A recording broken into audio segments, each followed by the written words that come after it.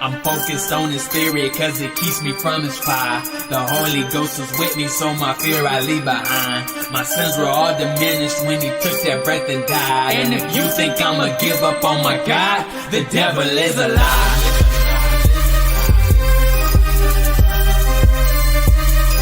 The devil is a lie.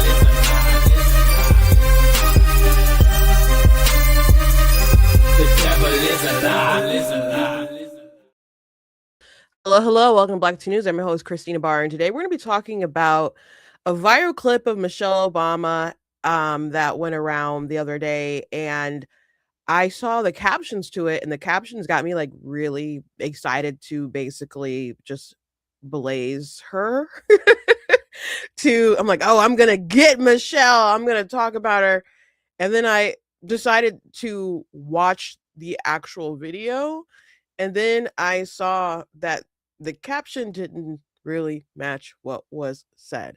So, instead of it becoming a we need to come after Michelle and critique her dumb worldview, I became concerned. I'm like, with the integrity of a lot of people on the right. And some of these people who are pushing stuff, I know that they have spread misinformation in the past, some of which that I've had to really push back on.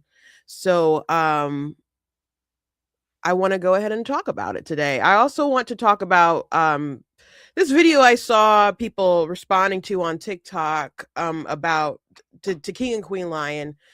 They're a big TikTok account. They talk about comic books and other stuff. And so someone asked, like, why don't you talk more about anime? And he asked the question to Black people who who watch anime, like, why do you like, can you name X amount of main characters in these things that are Black, and if not, why do you watch anime? Which um seems like a really silly question, considering that anime is Japanese, and I don't have expectations that they would necessarily make a lot of Black MC characters. So it seems like a strange question to me. But anyway, before we jump into it, I want to encourage you guys to go to blackteennews.com, check out different content, my website, articles, videos, etc. If you like what I do, please consider leaving a donation on the website, because it does cost a stream, run my site, all that good stuff. You guys can support.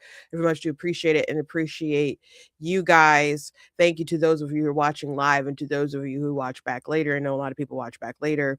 Thank you.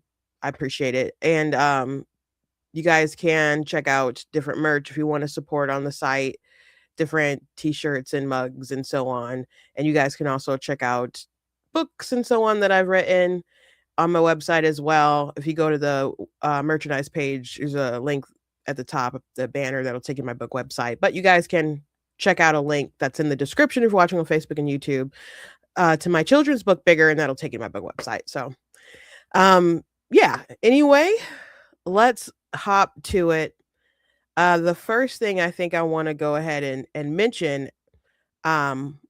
today that I just saw is that Meghan Trainor, she wrote the song All About That Bass, All About That Bass, No Trouble, which was she started off a songwriter. She still writes songs and stuff, but she, became a star in her own right. And so she had a baby, but she didn't have the baby. She decided to go through a surrogate, and so Pop Craze wrote a post about it on Twitter, and she's getting a lot of pushback from it. And I find it interesting. A lot of people have issues with people of means and celebrities, being like, "Oh, you carry my baby for me. I don't have time to do this thing to nurture and gestate my child." Like, people really have a negative opinion with celebrities doing things like that. And Meghan Trainor, from my understanding, uh had medical issues with her first pregnancy. So people are viewing it a bit differently. However, there's been a lot of criticism coming from the right on surrogacy and other things like that, because while we can very much understand um the desire to have a child, and the desire to have a child that shares your DNA. It's really criticized a lot there's when you're robbing a child of their biological parent, when it's like two men or two women, or maybe it's just a single woman or single man, and they're getting the DNA from somewhere else, and you're deciding to deprive a child of their natural parent. um there's a I don't know, I think there's a cruelty there to the child itself. And the other complaint about surrogacy is renting out the womb. Though women can agree to it, the bonds that the child will have with the person who's gestating them all that time, as soon as they're born, they're sort of ripped away from that figure. And so people are commenting on the chest to chest interaction that she's having here, because it's not just about bonding, but there's other biological factors that go on when you have that bonding as well. So I first saw Ali Stuckey comment on it, so I'm going to go ahead and read her post and read a couple of other responses to it, because I found it fascinating. People are waking up to the fact that womb renting is disordered and unethical. The philosoph- philosophical bond, a physiological, bond created between a baby and the woman who carried her is necessary for the child's health development and is meant to continue after birth. Skin to skin with this woman, not just anyone, regulates baby's heart rate and makes the stark transition to the outside world more peaceful. We somehow understand when it comes to puppies and kittens, but not with human babies. Surrogacy, unlike adoption, starts with the intention of breaking this bond. Surrogate pregnancies are high risk for the surrogate and the baby. They regularly result in preterm deliveries, late term miscarriages, and NICU stays. When moms hire a surrogate, they are transferring the risk she would carry to another woman and her own child. The surrogacy industry is inherently exploitative. Women who need money sign hefty contracts, often with the requirements to abort if parents choose, and that is true, to commodify their bodies. There are no background checks for parents who purchase these surrogates, which is why this method is used in all kinds of child buying schemes around the globe. Obviously, that's not what's going on with this story, but people should know it's not all rainbows. It's a very dark practice and industry. And yeah, well, as she said, that's not the case going on with Megan's story here, but she is right that there is definitely some darker sides to it. Katie Faust, who speaks regularly about children's rights,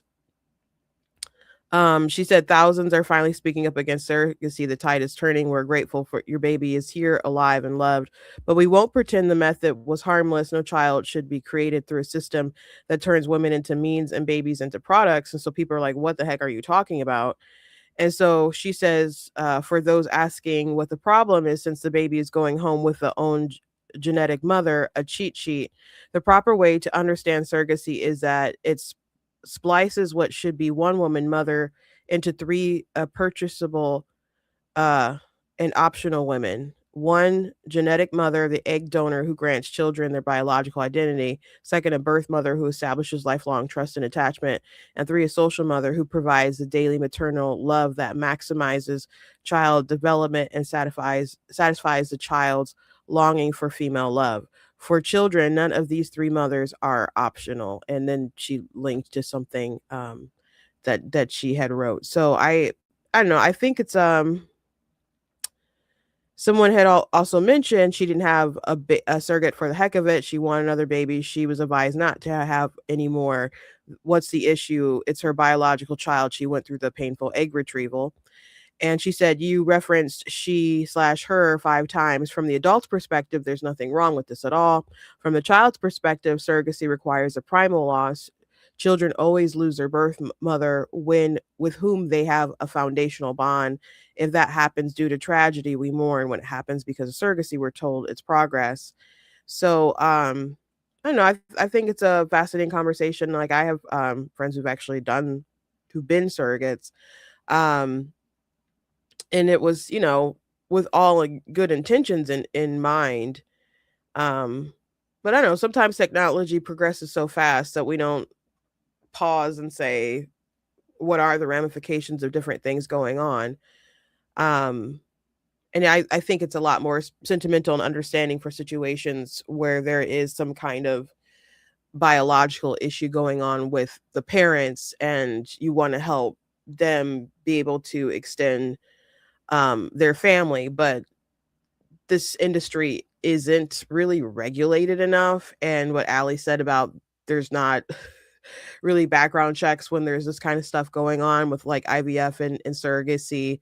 And we've covered some pretty shady characters. There was a couple who had a child via surrogacy, and it was two men, and one of the men had got let go from their job for like in a from a school from like inappropriate no, he got, yeah, I think he got let go for like inappropriate relationships or reaching out to children and stuff like that, but their partner like still like worked around kids and other things like that, and now they have this other and it's just like that's weird. And there's other weirder, darker stories that have happened as well. There's people overseas who will have surrogates in the US because we don't regulate it a lot, and then because the birth mother had their child in America, even though they'll take them back to China, now they're a dual citizen because of our laws and stuff. So um it's just an industry that is really, as Ali often describes it, as the wild wild west. And the biological nature of the chest to chest bonding going on, it's something to consider as well if the baby naturally just would benefit from that, because you see these pictures of these two men who have the surrogate baby, and then they're having the baby that they created and through financial means or whatever that are on their chest, and it's like you didn't birth that baby. But they want that moment, they want that picture, and then they're lying in bed as if it's really weird. It's really weird. My heart does go out to women who struggle with infertility and who've gone through difficult pregnancies and things like that. I want to be mom one day. I'm not getting younger, but I'm not married, so I don't even know if I have any of those kind of issues or anything like that. I rebuke that in the name of Jesus. But I understand a longing for it. And I've had to see certain people. My sister went through a very difficult pregnancy with her last baby, and me and my mom came up to the hospital seeing a room full of doctors, and then they're like, "Oh, everything's okay," which everything was not really okay.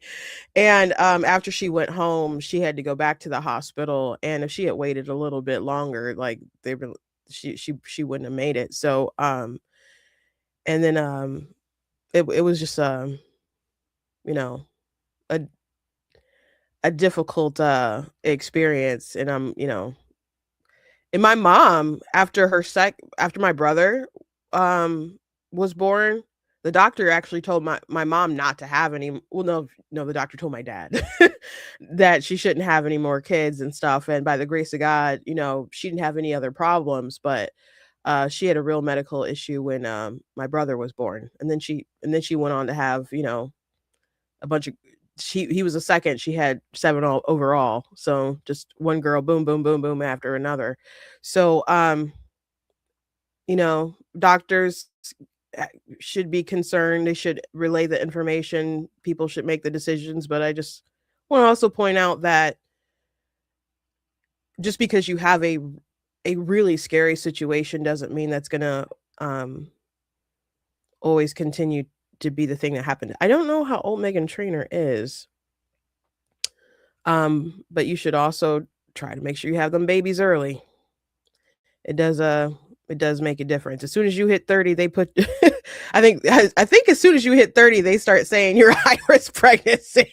Or like just the older you get, even if you're like relatively healthy, the older you get, they're like you're more like at high risk, and then your weight they consider you high risk. And just because you are considered high risk doesn't mean that you're gonna die if you have the baby. They're just trying to, just be cautious about what's going on. Anyway, let's talk about this Michelle Obama video that's gone very viral.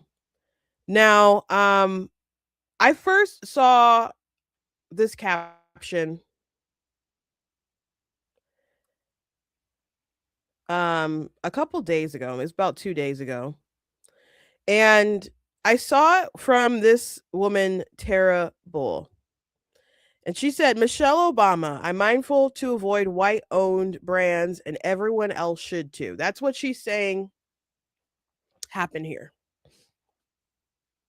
Now, when I saw this caption, and I saw it was a video, I'm like, oh yeah, I'm about to watch this, react, make a TikTok, post it everywhere, roast Michelle, and I'm like, that's really on the nose, man. Like, I know she said the thing about white women need to stay out of black people's hair or something, and I'm paraphrasing. I'm not saying it word for word. And I thought that was so bizarre, and I reacted to that video when she was talking about black women's hair and so on, and what I thought was so absurd about it was that she was like, we straighten our hair for y'all. And I'm like, if you were the first lady of the United States of America, if you wanted to then and you want to now, you could definitely change the narrative on black hair and push forward and be like, no, we don't ever have to straighten our hair. But we know Michelle still straightens her hair.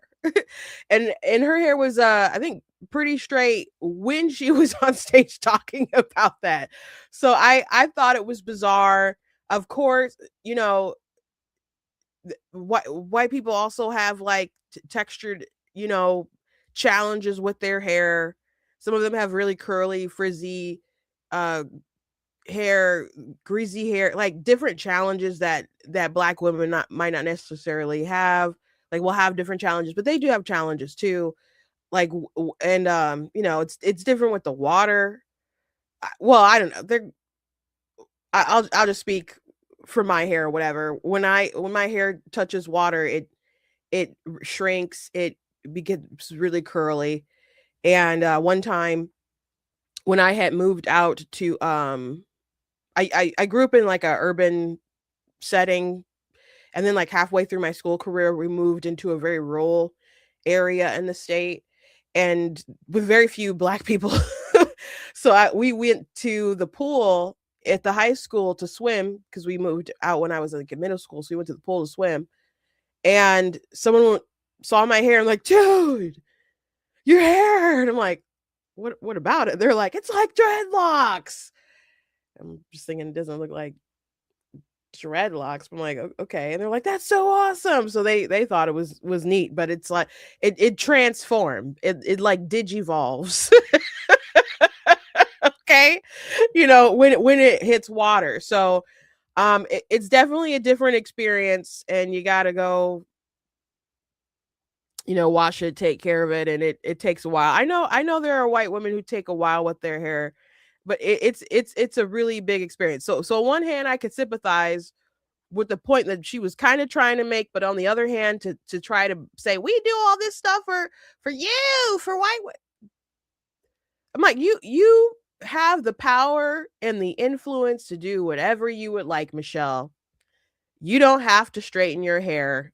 if you don't want to. If you want to start that revolution, you don't have to. But you're not straightening your hair for white women, especially not anymore. Just like really dumb comment. Come on. So maybe with that in mind, I think people are expecting commentary from Michelle that is something like what Miss Terrible quoted. And I recognize Tara's name, though, and I'll get to how I recognized her name. But with the caption in mind, I'm mindful to avoid white-owned brands, and everyone else should too.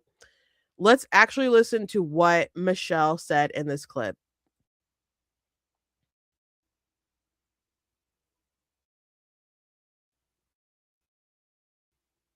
If I hear of someone whose fashion that I like, and I know that they're a person of color, I try to make it a point.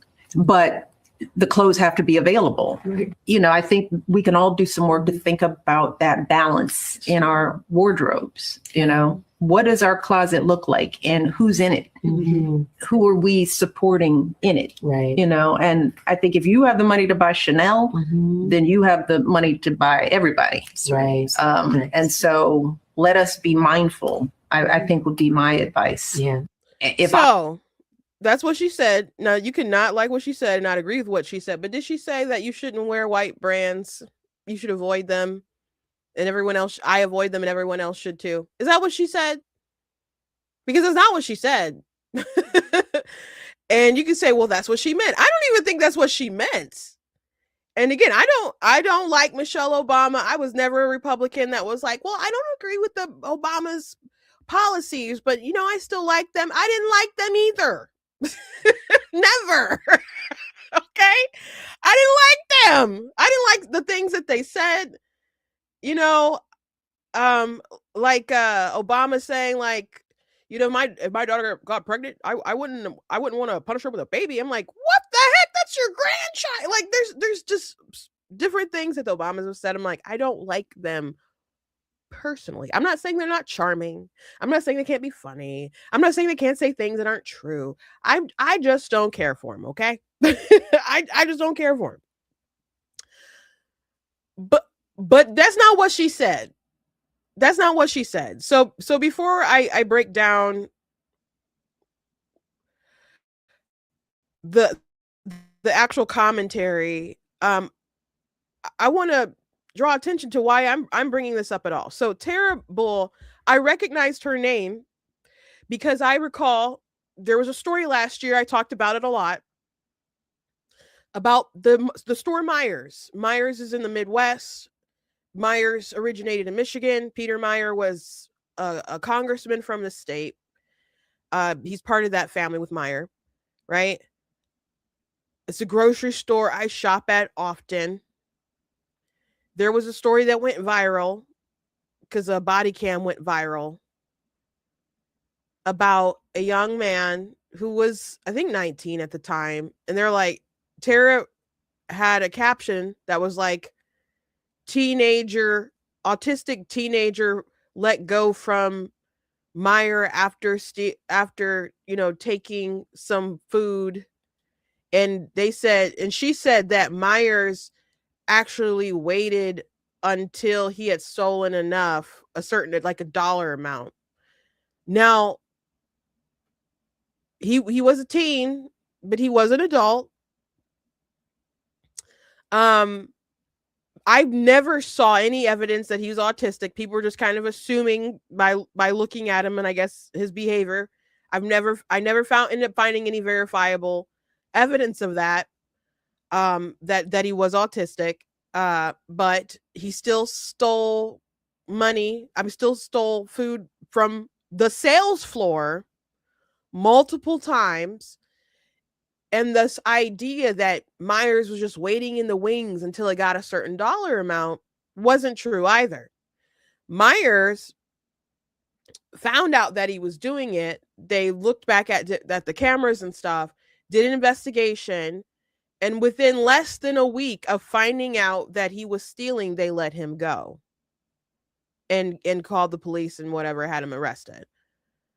Which the police seemed to like, was super chill with him on the body cam. And they're like, yeah, you're probably not going to really, nothing's probably going to really happen to you. Basically, they were so chill with him in the car. So this information could be found out literally by viewing the body cam footage. Because even like some of it that's not said out loud, the incident report is flashed for a second and you can see some of the more details. So basically everything about the story you can find out that's verified. You can just look at the body cam footage. So Snopes end up investigating it and finding out more, reaching out to that store's that store because people were harassing that store. They were harassing the manager that worked there, and so the son came out and said that the same manager that was in that video doesn't even work here anymore, and people are coming after my dad. So it just caused all this chaos. Now Tara has 1.5 million followers, and the story really spread because of the body cam stuff that some of the narratives that people online were spreading. But and it wasn't just on X. There was like stuff on Threads, and it got really viral on TikTok and stuff too. But there was a GoFundMe that made a bunch of claims, and news articles like the New York Post and then local stories like MLive decided to pick that up. And so I reached out to MLive. I'm like, how'd you get this information? Like, how'd you verify that he was autistic and this and that and etc.? And they're like, oh, well, we saw the GoFundMe page. So no real journalism at all. So they ended up retracting their stuff. But that particular circumstance made me look sideways at a lot of different accounts that I saw push that misinformation.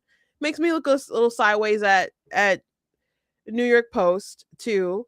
And it made me look sideways at just, I guess, MLive and just journalism in general. Cause I'm like, how many people are just doing really the bare minimum with some of these stories?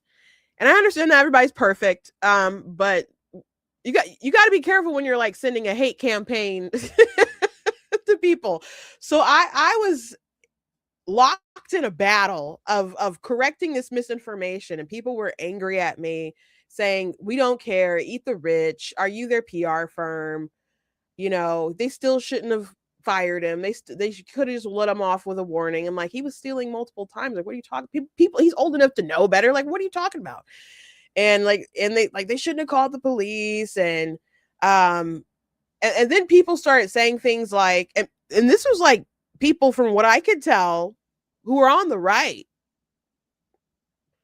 were accusing me, saying stuff like, oh, if he was black, he wouldn't be covering the story the same way.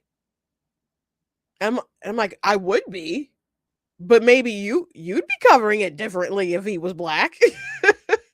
It was a very bizarre time, but Tara was part of that misinformation. So, people need to really look into things themselves before they amplify it. And I understand certain people, they share something and we tend to trust them. I have, different accounts I follow. I tend to trust them, but they're not infallible. I'm not infallible. We have to keep that in mind. But my point in pointing this out, what she put in the headline, the captions, is obviously very different than what Michelle said. And instead of talking about what Michelle said, people can turn around and just say Tara is a liar.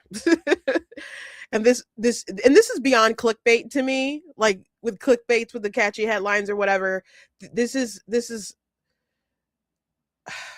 it's a corruption. It's slander. And Tara's not the only person who wrote that. And Wokeness did the same thing. Same caption, avoid white-owned brands, and others should too. And Libs of TikTok also said something. Now, they said it more accurately. They said, OMG, Michelle Obama explains how she tries to make it a point to favor Black-owned businesses over others, and that other people should do the same. I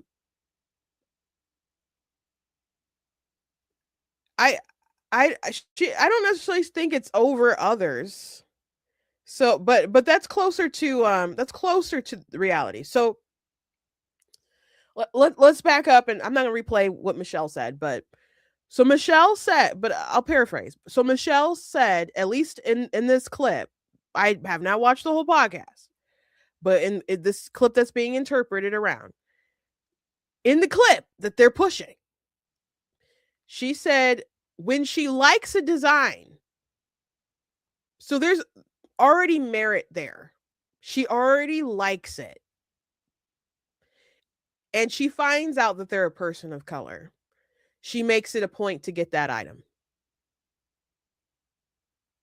So it's an extra benefit. Maybe you don't like that she even mentioned that at all, but she does already like the product. And so she's decided, oh, I'm going to support. And then she's talking to 3 other Black women about how basically you got to look at who's in your closet. Products have to be available. So to me, that's a call for other creatives out there to make more products. And she says, if you have the money to buy Chanel, you can buy other things too. She doesn't say don't buy Chanel. She doesn't say don't buy white products. She said, if you have the money for that, you have the money to support others, anything as well. So this is just a call to action while talking to other Black people about supporting Black-owned businesses, Black designers, Black creatives. Now, I know a lot of people get really touchy about talking about when anything about race is really mentioned, unless we're talking about white liberals and nobody cares. Like, darn those white liberal women. But let me give you a little, I guess, inside knowledge. There's a lot of talk about DEI and inclusion and diversity and all sorts of stuff. You've probably heard it. You're probably sick to death of it. But there's this other conversation that goes on about discontent really within, I'll say, the Black community, about how there's not enough support from their own. Because there's all these conversations of, oh, why don't we have more representation or original characters for like a movie or something along those lines. And then people don't go out and support it enough. And so, Michelle, you're saying stuff's got to be available. Be conscious of what's in your closet and go out there and support them. I'll share a story with you guys. Years ago, I went to BEA in New York. It's a book expo. And then BEA was like for 3 days, and then BookCon was 2 days, I think, or maybe it was 1 day. I paid a lot of money to get there. I fundraised for it. Thankful to everyone who helped me get there. And so Book Expo, people come and they just take books and stuff.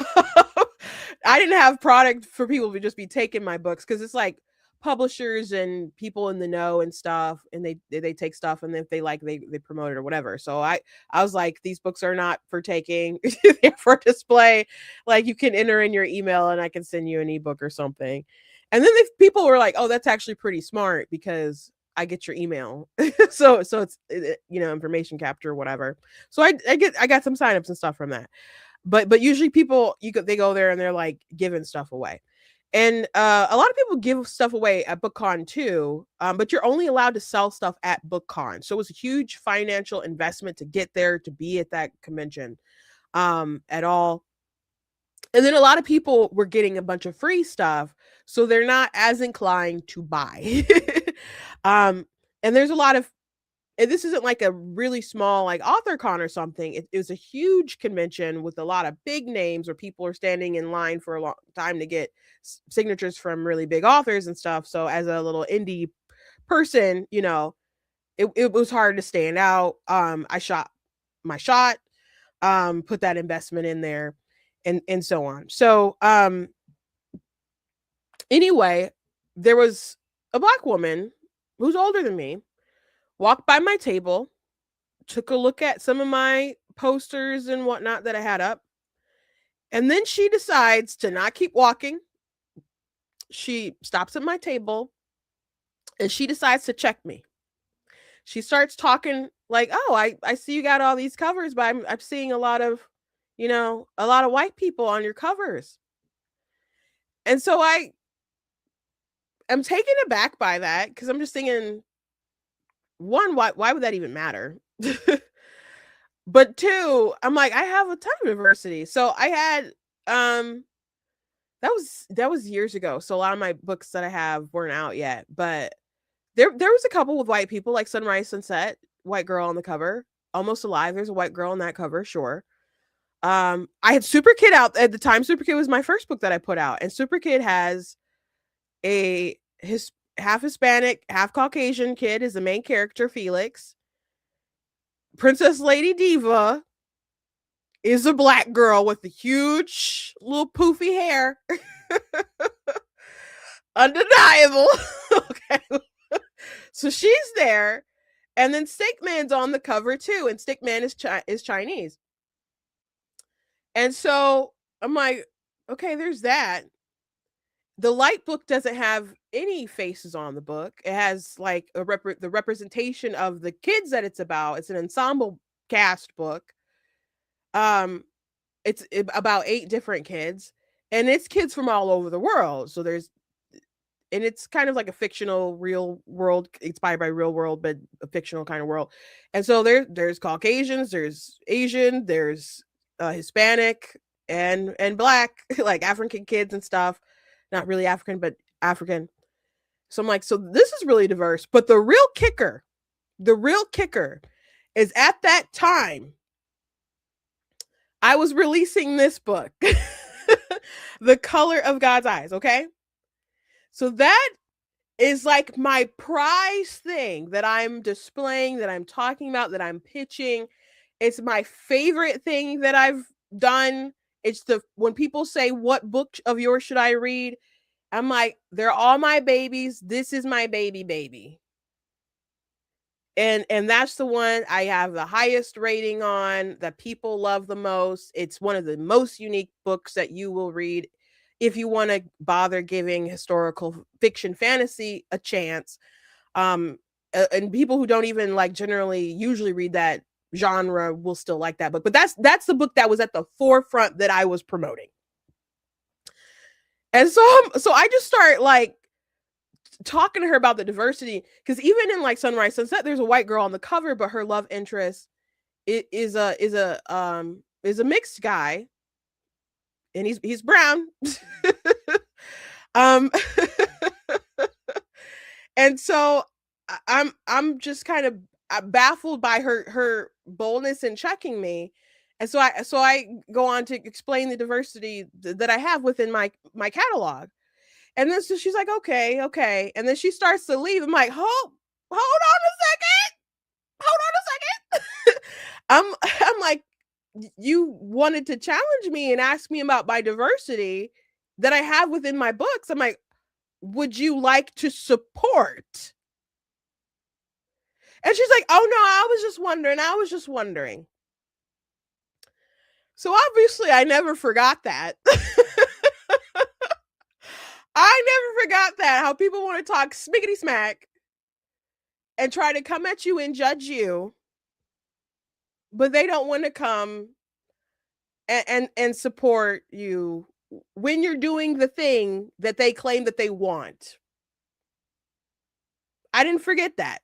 So that's a little inside baseball about some discussions that go on about, okay, we want diversity. We say we want inclusion. We want representation and all that stuff. But where's your purchasing power? How are you? Where's the proof of concept? Now, a lot of times, products that are produced just aren't very good, or they'll be lacking or whatever. But there's some great,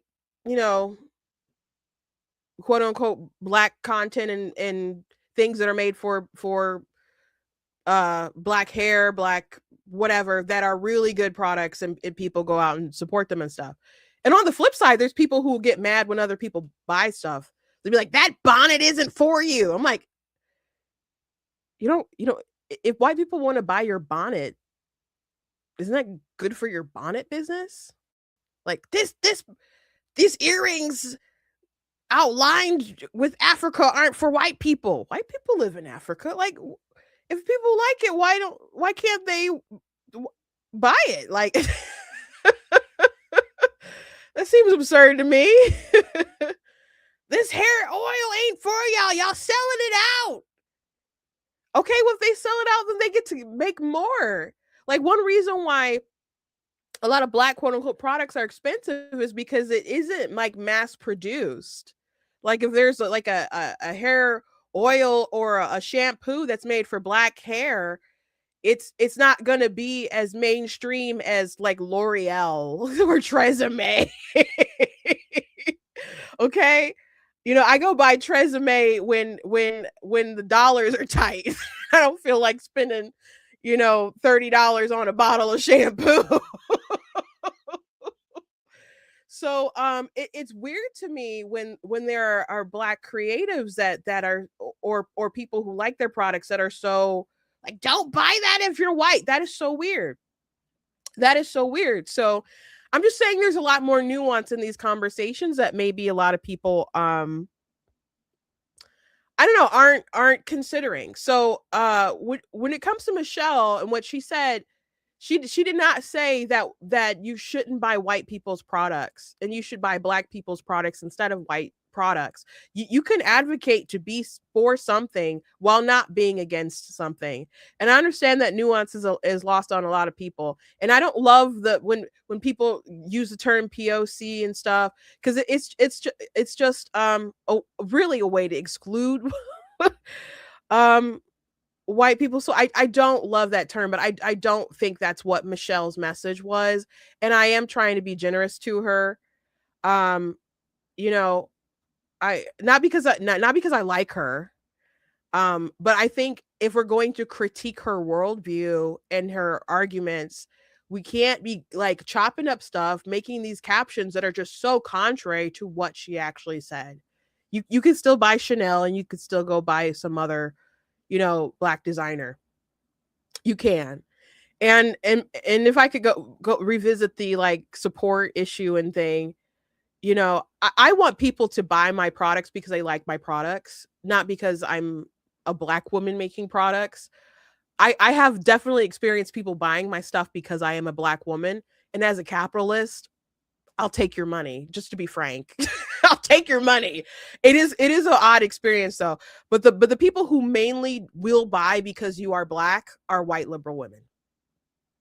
It's not even like other black people. There are black people who go around like conventions and they're like, oh yeah, I want to support our people. I want to support one of, you know, there are people who do that, but mostly it's like it's liberal white women are like, I want to support, and it's like, you know what, your money is green. That's what matters. I hope you actually read the book and like it. I hope you judge the content and you like the actual content. Because in the short term, you giving me money will pay back my booth, and I definitely don't want to be in a hole, and I appreciate that. But at the end of the day, I would like you to read it, and I would like you to leave a positive review on Amazon, and I would like you to tell your friends about it. You know, that's what I would like. That's what I would like. So, you know, I don't I'll take your money.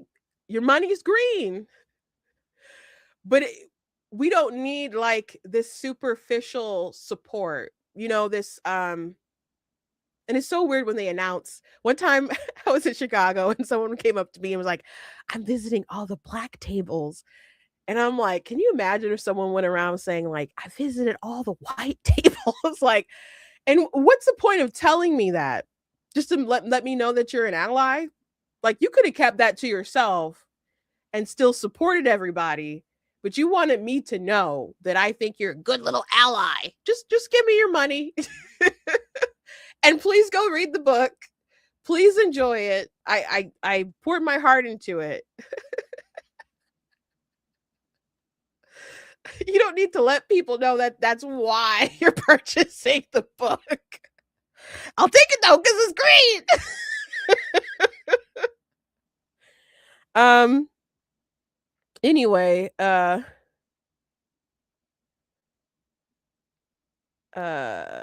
seeing if there's any interesting comments. Tina said, I remember, she was there with me. I remember when you pointed to Almost Alive and told the lady, this girl is demon possessed. You don't want her to be black.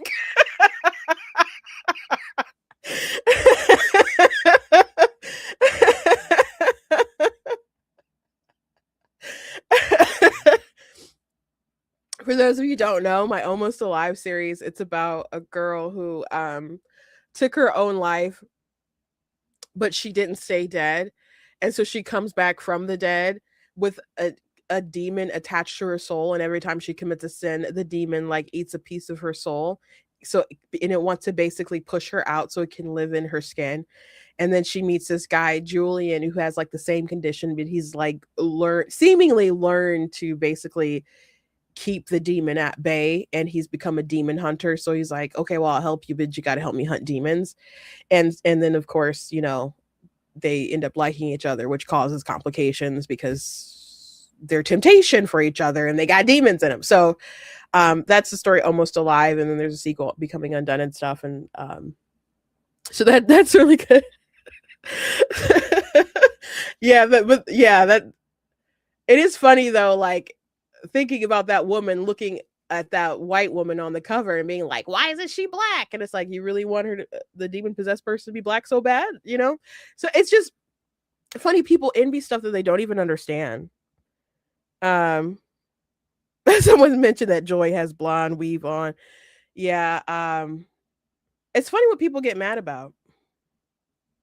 It's really funny what people get mad about. So anyway, moral of the story here, whether you agree with Michelle or not, and I have to watch the full podcast. Again, disclaimer, I didn't watch full podcast. I'm just critiquing what's going viral because a lot of people, I feel, are misrepresenting it.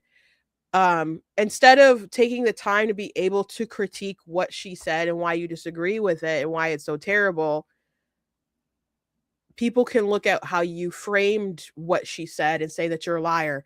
And so I think it's really important that if you're going to take on someone's argument, that you should be able to steelman it. And steelman it is when you explain it and you build it up in the best possible light, so then you can go ahead and defeat it.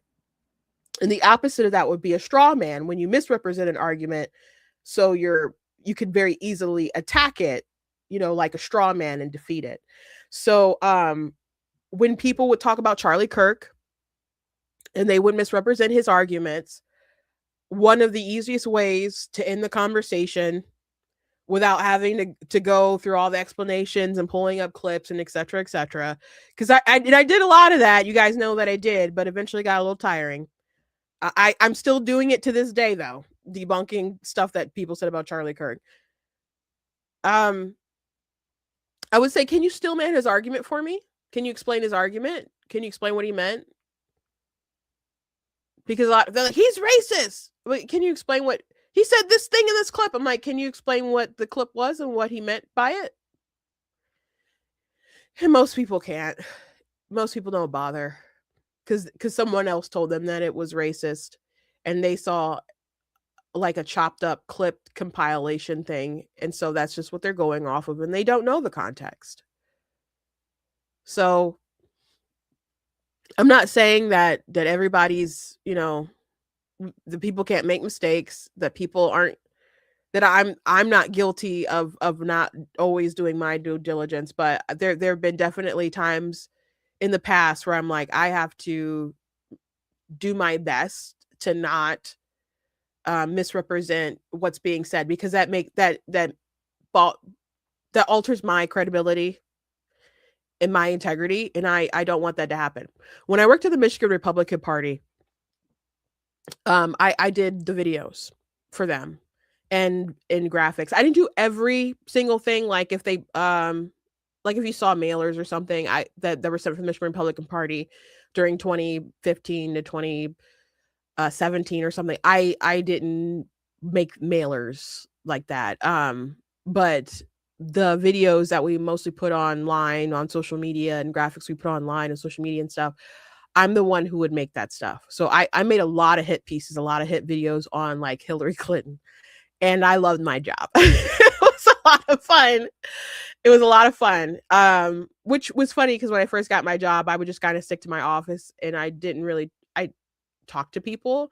And so people would ask my oldest sister who also worked at MRP, and they'd be like, "Does she like her job?" And they're like, "Oh yeah, she loves her job." Like, but I just don't talk to a lot of people. And I'm busy working. So anyway, I did a lot of hit pieces, and my thing was like I did this 50 reasons not to vote for Hillary Clinton. It went very viral. It got 800,000 views on like Facebook and stuff at the time, and got shared a lot. And my thing when making that, because it's just clip after clip after clip after clip, I did one with Biden, I did one with Kamala, but I never got the traction that I did, with those videos that I did with that one. But my thing was, with these little snippets that I have and the captions about the reasons, I never wanted someone to look deeper into that clip and see that I'm totally misrepresenting her position or the context or something, so it can blow back on MRP and they could be like, they're lying about this. I wanted people to go look at the full context and know that not only we were telling the truth, but it's even worse than you thought. So that was true then for the content that I made there. And that's true for me as I do Black Tea. And I'm not saying I don't ever make mistakes, but that's my goal. That's my aim, to be honest and represent the left fairly so I can critique them, because I do think that we have the better worldview. So I just don't want influencers with millions of followers on the right to spread a lot of things that aren't true. And then you get the community note and you get the left talking about them. There's plenty of negative things to talk about Michelle Obama. We don't have to claim that she said something that she didn't say.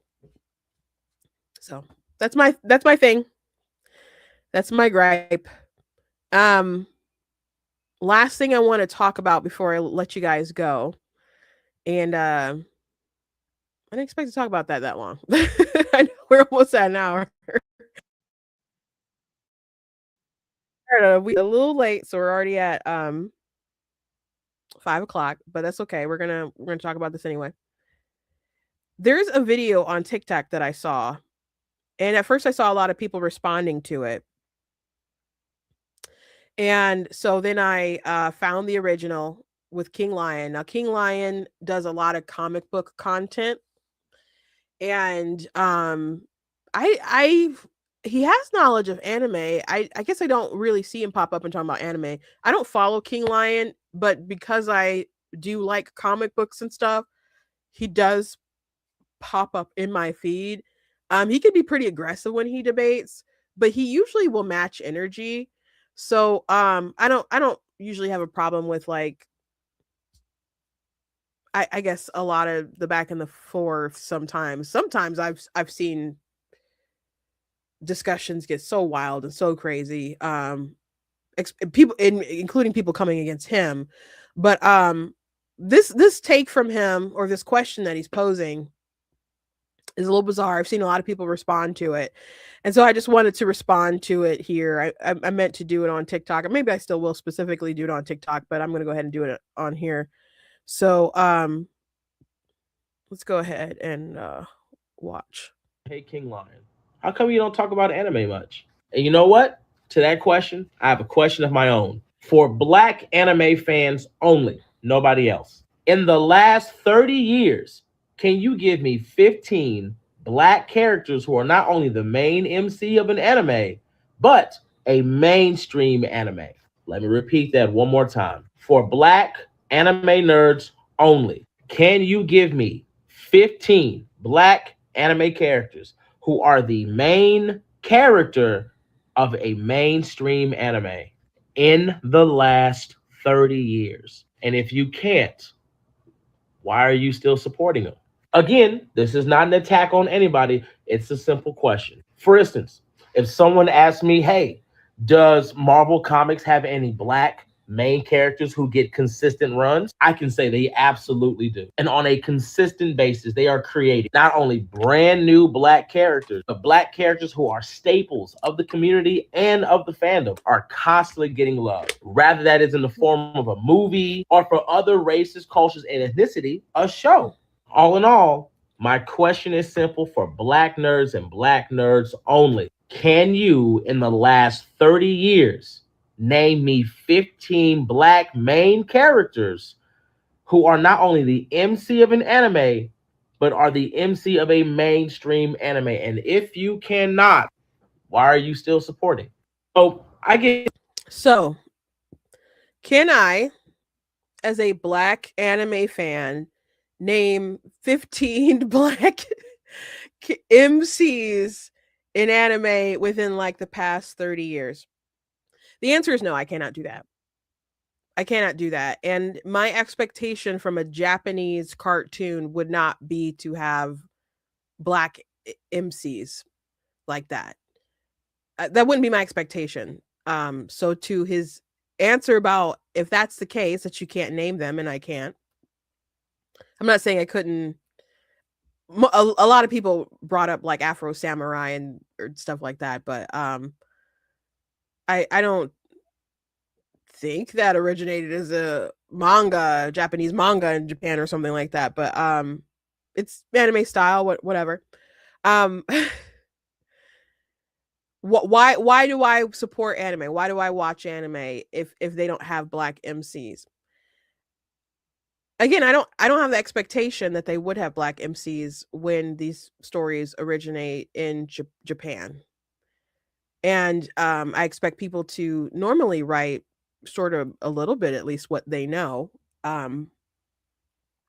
You know, there's definitely some black characters that I can name that have been on like mainstream anime that have had important roles and not just been some, diversity snippet people in the background. Sure, I can name some characters, but an MC, by the way, is a main character. No, I can't. But the reason why I still enjoy anime is for the same reason that a lot of black people love Peter Parker and enjoy Spider-Man, because you can relate to a character and their struggles and their joys and their triumphs, and them not be the same race.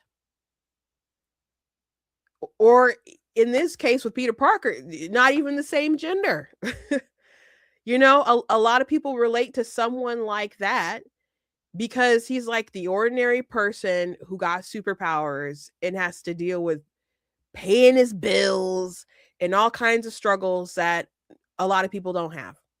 Now, you don't necessarily have to relate to a character to really enjoy them, because a lot of people can't relate to the lavish lifestyle of Tony Stark or the money of Bruce Wayne or Danny Rand or something, right?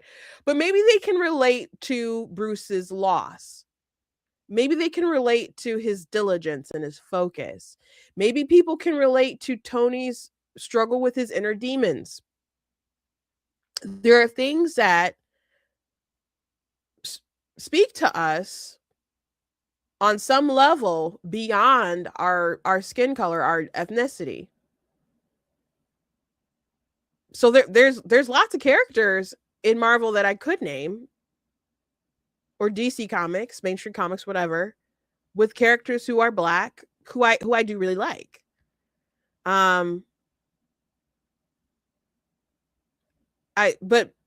General favorites tend to be Spider-Man, Batman, Superman, one way or another. And we were buying like we bought like Black Panther books and other things like that, but man, we were buying Spider-Man at one point had like 3 books out and we were buying all of them.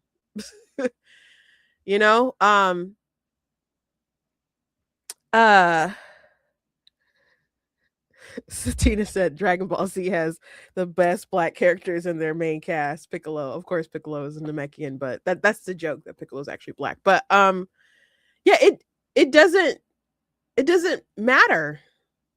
I'm not saying representation and diversity doesn't matter, and it's not important to some people, but it's not necessary for me to enjoy the story. Like, if I was going to explain like reasons, I just like the stories of anime. I've grown up with anime. Like, before, like, my earliest memories are like watching Dragon Ball. Dragon Ball Z. Grew up with Dragon Ball Z, watching Sailor Moon, like the Americanized, very edited version that came on TV. You know, when the gay people, Sailor Scouts were actually just cousins who loved each other very much. Like, I I grew up on that. I grew up on Pokemon, you know, I playing the game, like watching the cartoon and stuff. I get up on Saturday mornings. They brought that stuff over. It was mainstream in the US. And as I got older, more people got into it more, and start going to conventions and so on. And it's, you know, Inuyasha, like stuff that would be on Toonami and Adult Swim, and I pay for Crunchyroll. I loved My Hero Academia, you know, and they just you got great stories like Attack on Titan that are just very dark and sad, but deals with a lot of complex themes, you know. And most characters that you will find in anime are just Japanese, or there might be, you know, aliens or other kind of stuff going on. You might find in some anime that the main characters in the main cast are like European coded, like with the case of my Full Metal Alchemist and like Attack on Titan. But those stories are like echoing and inspired by like World War II. and it's a lot about warfare and colonization. So they're drawing off of those like pretty historic events to tell the stories that they find that are interesting and appropriate to tell. So again, I don't have that expectation of the MCs being black. And when you're watching Attack on Titan, like the story, at first you think that, well, there's this group of people, they're survivors, you think they're the only survivors on the planet, and you're like, what happened to like all the other diversity and all the black people and all this? So those questions get answered, you know. And there are black people who end up in the show, but are they the MCs? No. But the story's really interesting. Like, again, I just don't have that expectation for a Japanese cartoon. Now, could there be a black person who is a citizen of Japan who wants to write their own anime, their own manga, and hopefully gets adapted by a studio? Could they do their own thing if that's the story they want to tell? It still has to be the story that person wants to tell.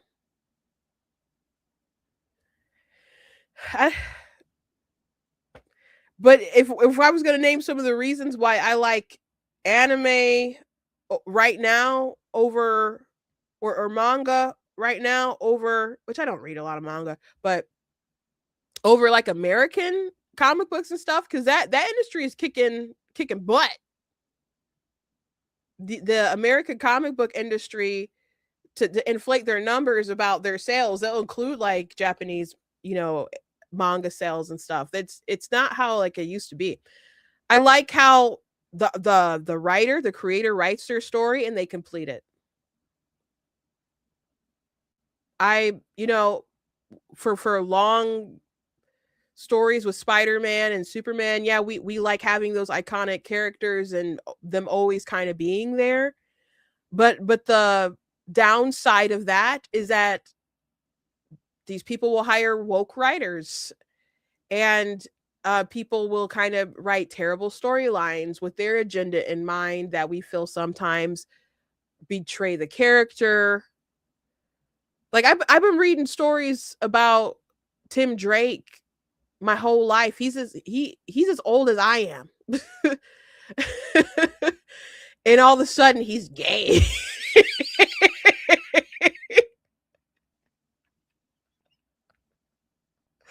Like or I've talked about this a lot. Like the Punisher, they ended up changing his costume at one point. The Punisher's iconic skull costume. Because people online has started taking his skull figure and putting like a blue line in it, and they were using it to be like pro police. So people at Marvel didn't like that, so they decided to just give him like a pirate looking skull new design.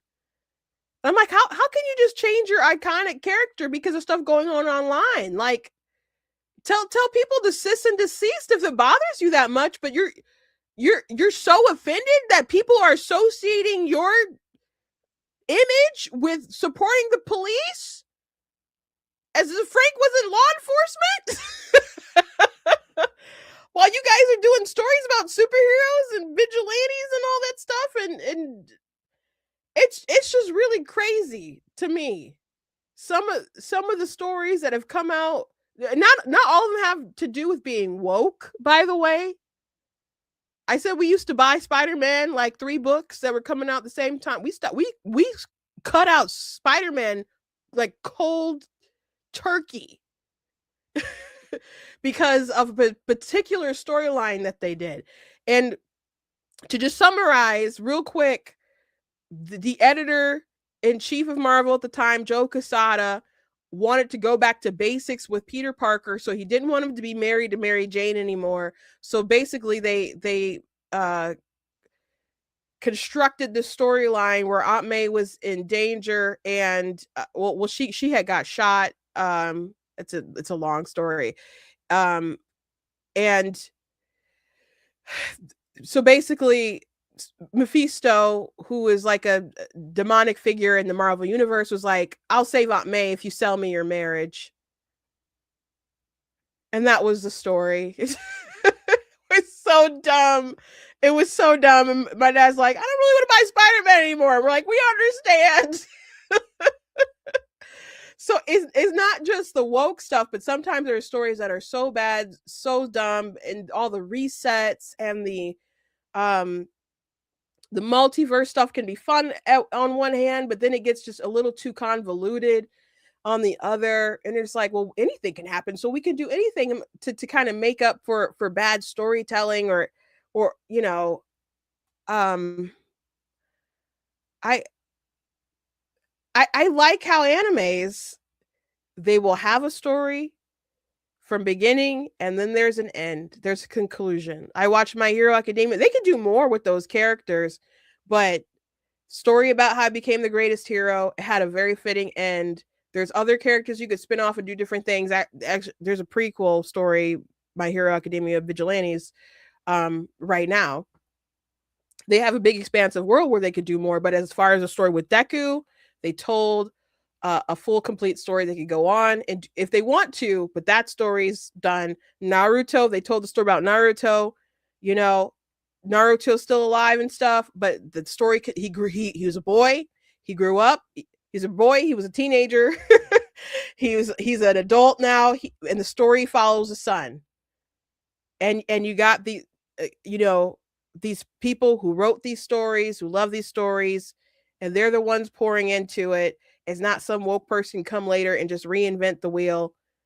You know, a lot of anime, they may have some like things you may not like in them sometimes, but a lot of times they don't have like the American woke values in it. That's why Dana Lash started watching it. And you could, there's all kinds of stories. There's action adventure. There's like level up game kind of system stuff. There's romance animes like Fruit Baskets. There's slice of life where it's like ordinary day kind of stuff. There's really dark stuff with a lot of interesting complex themes. There's stories about soccer And in sports animes, there's something for everybody, you know, to watch and to like. So it's such a bizarre question. Like, why wouldn't I watch it? It's a whole genre of very interesting stories.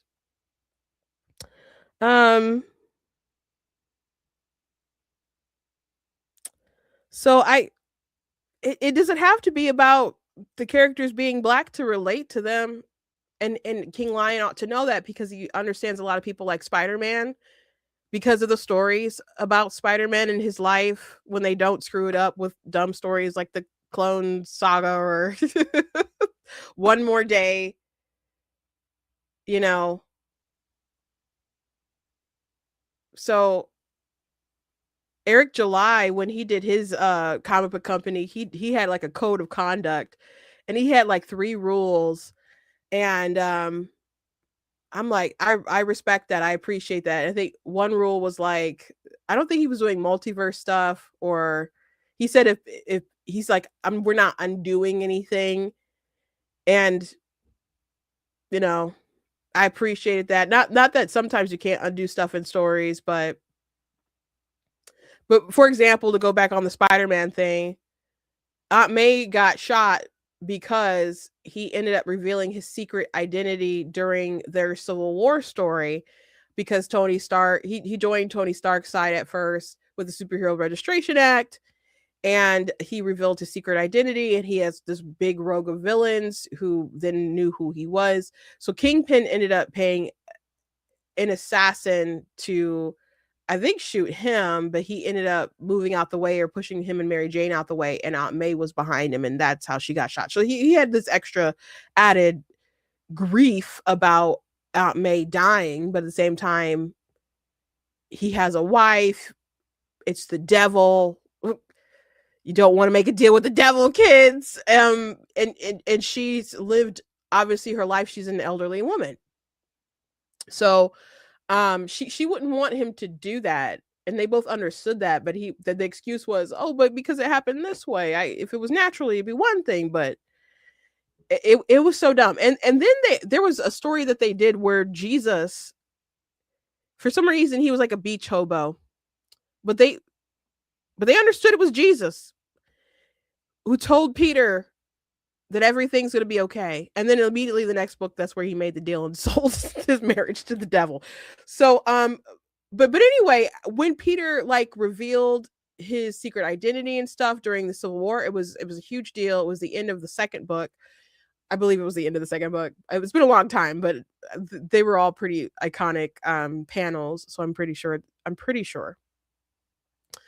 that was the end of the second book. And then Jameson like fainted. But they were like, there's not gonna be like any takebacks, and this is gonna change the universe. And it did change the universe for a long while, certainly, but they immediately took back everyone knowing that Peter was Spider-Man, because even though the deal was to sell the marriage, you know, they also added in like, people won't remember that Peter Parker is Spider-Man. So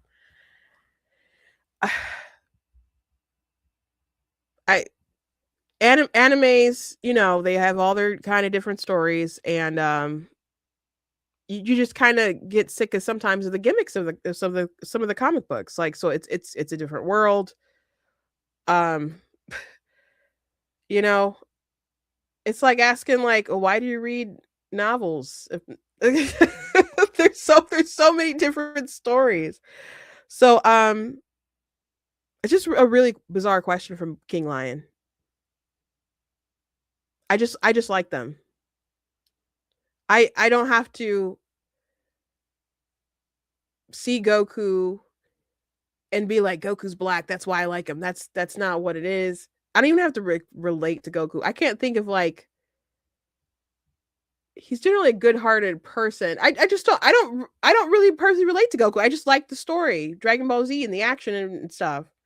I don't think I've ever been like, there was a struggle that Vegeta went through that I kind of could relate to in some regards, but I just enjoyed the story. I just enjoyed the ride. Sometimes you just enjoy the ride.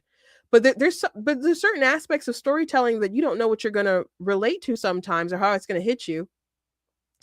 Like there was a scene in My Hero Academia where there was this girl who was tortured and her powers were abused and stuff, and they ended up rescuing her, and she went to the school fair, and it was really important to them that she have a good time and she smiles, you know, and can learn to smile. So they were able to accomplish that. And she had said that she liked apples, and so they wanted to get her some candy apples.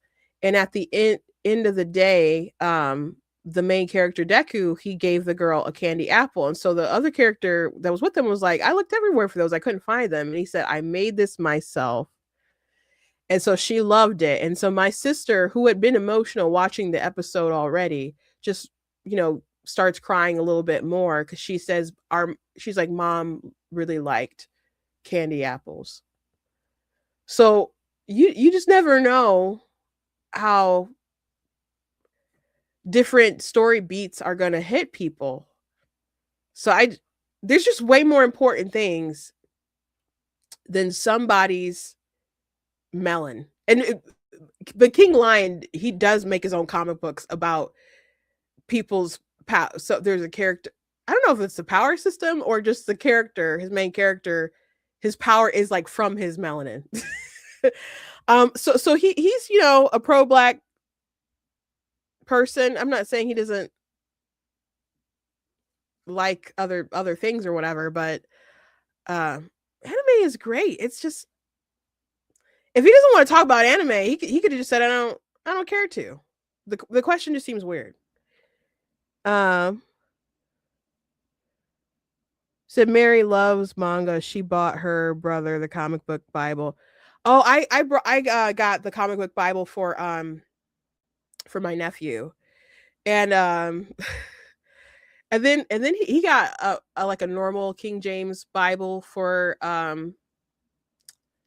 Christmas because he asked for one, and so my sister got him like a nice study Bible. He's 10, by the way, and I think he wanted King James for two reasons. One, that's what my brother usually reads from when he preaches, and two, it was mentioned in church how King James is like a 12th grade reading level, so I think that makes him feel like, oh, I'm above the rest of everybody else because I got reading something at a 12th grade reading level. So he said that he was talking to his sister. He's like, so I could probably give you my Action Bible. I was like, wait a second. I'm like, you can still keep your Action Bible. I'm like, adults like the Action Bible. It's just like a different lens to tell the story. It's not necessarily something that has to be for kids. And it's a little bit out of her reading level right now anyway, but I'm just like, you can keep your Action Bible, bro. Hold up. It's not for babies. So I had to defend it. Like, I first learned about I guess I had kind of heard about it before, but a friend of mine on TikTok, who is a grown adult Black man minister, he pulled his Action Bible out and was showing it off. I'm like, that's pretty cool. And so I got an Action Bible for my nephew. But he wants to get more serious about, reading the Bible and stuff like that. So Tina confirms Action Bible is really cool. I would love if the Bible was like presented really like an anime. There's so many stories in there that just read really anime to me. And it would be great. Like I know a lot of people. I still haven't seen the David cartoon, but that's something that really doesn't really need to be an animated cartoon kids movie. It should be like it should be an anime. It should be a straight up anime kind of cartoon. But anyway, that's all I got for you guys today. Go to blacktnews.com, check a different content website, articles, videos, etc. If you like what I do, please consider leaving a donation on the website because it does cost a stream from my side. Other good so guys get support. I very much do appreciate you guys. You guys can also check out my different books and so on that I have, which are really good. I talked at length about, I don't think I actually explained did I explain what The Color of God's Eyes was in this episode? I don't think I really did, but the main character, Charlotte, she was a slave when she she was purchased when she was a little girl by a woman named Lady Cohen, and when she gets older, she realizes that she was actually selected because she has a special ability. So it's a really cool historical fiction fantasy story. But I got all kinds of different stories, like I mentioned my Super Kid story. I mentioned the light book. I don't have an image of it here, but yeah, I got a bunch of different books you guys can check out. And there's of course a link in the description to my book Bigger, which Tina has been commenting. Tina is the artist here, who drew these wonderful pictures of a baby. So there's baby and his egg. Baby with his mama. Let me go to the tree page. The tree page is like one of my favorite pages.